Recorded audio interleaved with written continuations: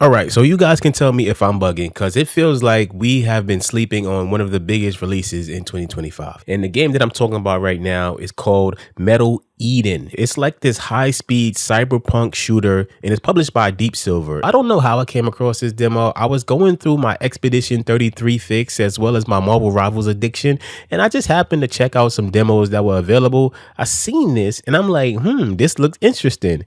And it actually blew my mind. So that is what we're going to talk about today. And if you happen to be new here, it's your boy Grandpa Casual. I do gaming news, reviews, and overall discussions about gaming. So if and only if that is your vibe, don't forget to hit that like button and subscribe because we make videos like this all the time. So essentially, this is like a futuristic world where we wanted to travel the stars, we wanted to traverse the universe, but to do so, we were able to put human consciousness into these things called cores. So pretty much, it just preserves your consciousness as well as your humanity and all of your intelligence and stuff like that. So that means that you'll be able to put your consciousness into other bodies, into other forms, and still be able to function like you normally would, just like a regular brain. It's a crazy concept, to be honest with you. You're playing as a hyper unit named Asuka. So the city itself, I'm guessing it's an AI of some sort, has stolen all the consciousness of humanity, and you're a hyper unit, which means that you have a base consciousness that's put into different bodies over and over. If you think about Everspace, the first one, how you were kind of like a clone and you just get cloned into the same body over and over, similar to that, but instead of just being like a normal clone that flies ships,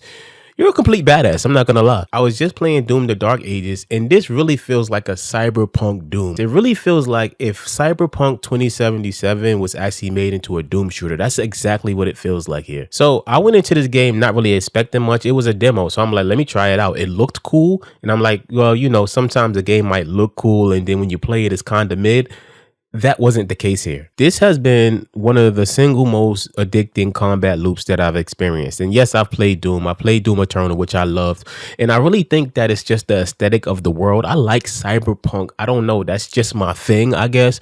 But it must be the aesthetic of the world that really drives this home for me because it's really cyberpunk Doom at the end of the day. But the gameplay loop is just so fun for me. But I'm going to break down what I'm talking about right now. So first off, from the limited gameplay, here's what you got. First off, you have this weapon, which is like an SMG, and you don't have to reload it at all. All you have to do is manage the cooling. This is the only weapon so far that I've seen that has done this, but you only manage the cooling of this weapon. So you gotta really time your shots and make sure you're doing controlled bursts so you don't overheat the weapon, because when the weapon overheats, guess what? Now you have a cooldown time that you have to wait for. So in the meantime, you have to either switch to another weapon or find another means to take out the enemies until your cooldown time happens. And now the cooldown time so far is pretty hefty. It's about 30 seconds, but I do think that there's going to be something later in the game with your attributes when you upgrade to lower that time effectively. And the other weapons that I've seen so far was like this pistol where you can kind of like one-shot headshot enemies, as well as a shotgun where you can one-shot as well. So when you combine that with core ripping now, that's where things get interesting. So core ripping means that you can actually magnetically kind of rip the cores from the enemies and then throw them back at the enemies or absorb them for something called a power punch. Now this all comes together for a gameplay loop that is really fun and really exciting in my opinion. I found myself ripping cores, then shooting at the enemies until I have a cooldown on my weapon, swapping weapons, shooting until that's empty, running on walls, doing a power punch, ripping another core, throwing it at enemies, all to dispatch the enemies in the area in a fun and very addicting loop. Even though it's linear,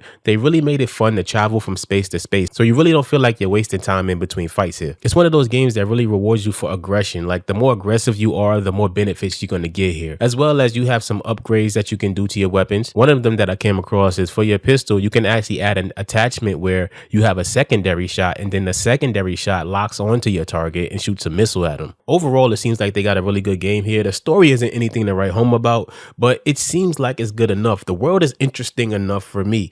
I want to know more about this Mobius thing. I want to know why the consciousness are even in cores. I want to learn more about the characters in the world for sure. It definitely has me interested in wanting to check out what they have next. The visual polish is crazy. It's really AAA. The lighting, the effects, the city itself, the traversal. I think they got something good here. This looks like it's going to be a banger and definitely one that I plan on checking out. And with all that, I still do not know how I did not know about this game prior. The demo may have been out for quite some time, and apparently the game had a delay. It was supposed to release earlier in 2025, and it got delayed until Q3 2025, which is relatively close. So we're talking like between July and September of 2025.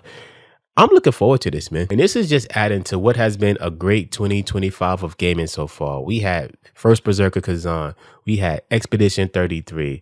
We had Split Fiction. We had Doom the Dark Ages. We had Oblivion Remaster. It has been a number of just bangers that has been released in 2025, and this seems like another one that's going to be added to the list. So just some final thoughts on what I did play in the demo. The demo is only like 20 to 30 minutes long, and it left me wanting more at the end. I played it twice because I wanted to play some more. It's a really good, really fun, addicting game loop. So if you're even remotely into fast-paced FPS games, this is definitely one to check out, especially if you like Cyberpunk stuff too. It's great. I don't really know much about the studio. I don't know if they've done anything prior to this, and it's looking like another big one for 2025. But with that said, let me know what you think. Have you enjoyed Metal Eden? Have you played it? Did you not know about it? Are you enjoying it? Are you looking forward to it? Let me know in the comments. I'm always down to have conversations with you all. And also don't forget to like and subscribe if you're into casual, grounded conversations surrounding gaming. Thanks so much for chilling out with me today, and I will see y'all in the next one. Peace.